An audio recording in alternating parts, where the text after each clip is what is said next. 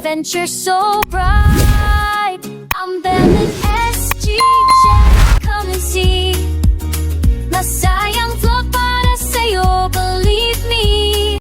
25 minutes guys, ayan, magbabanlaw na tayo, banlawan na natin siya. Guys, nabanlawan na natin. Sinabayan na rin natin siya ng ligo kasi di pa ako naligo kanina umaga. So ayan, sinadya ko talaga guys para minsanan na yung pagkukulay ko ng buhok. So pag basa pala siya guys, ayan, hindi nyo pa makikita yung kulay niya. So kailangan ko siyang i-dry. Ayan, hindi siya masyadong, hindi mahalata yung kulay guys. Pero at least, hindi na siya kagaya dati yung buhok ko na pagkaligo ko is, makikita mo siya na black talaga. Ayan guys, tignan ninyo. Yung pagkakaiba niya kanina is, super black siya. Pag kahit na naligo ako, pagbasa, ayan, sobrang black siya. Pero hindi ko sure kung ano magiging mukha nito mamaya. Pero parang nag-brown naman siya dito sa TikTok. Actually, dyan lang din naman ang gusto kong maging brown eh.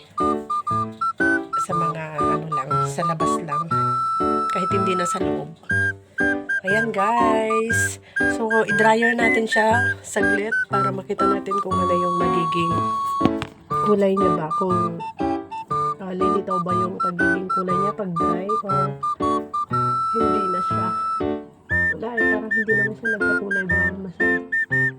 Black pa rin guys. Wala yatang pinagbago.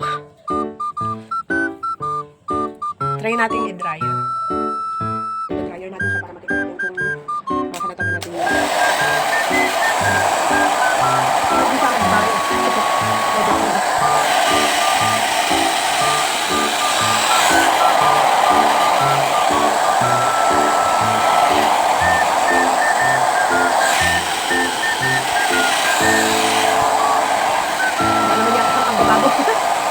Kaya ka tumalab yung kulay ng brown sa akin guys.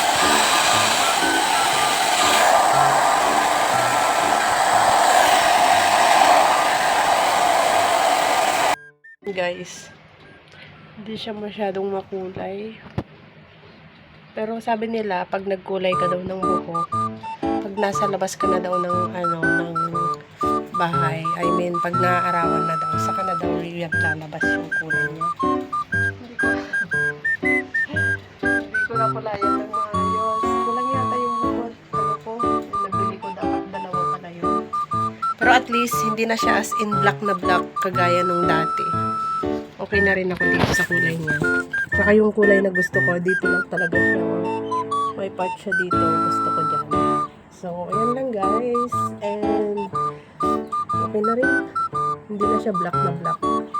Parang nakakaano kasi yung sobrang black na black yung buhok ko guys. Wala siyang ibang kulay kundi black.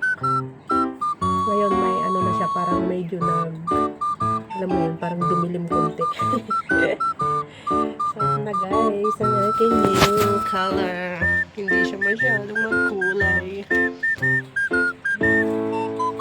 Pero at least, okay na rin siya. Dito, ayan, may brown siya. Dito. Tsaka dito sa baba. Kasi dito yung nilagyan ko. Hindi ko makita sa likod. Hindi ko makita sa likod guys kung anong ano niya.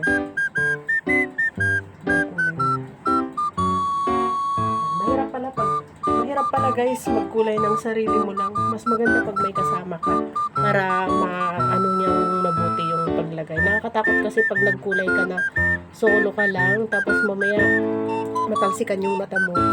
So, hapdi, magsulag pa tayo ng dahil lang yun sa kulay-kulay. So, dapat lang talaga may kasama pala tayo para makulayan ng mabuti yung mga hair natin. So, yan lang guys. And thank you so much for watching. Ayan. May bagong highlight sa labas siguro ito makulay. Hindi masyadong makita dito sa camera. Pero dito sa personal, ayan, may mga brown siya dito. So, yun lang guys. And thank you so much for watching my video. Bye-bye!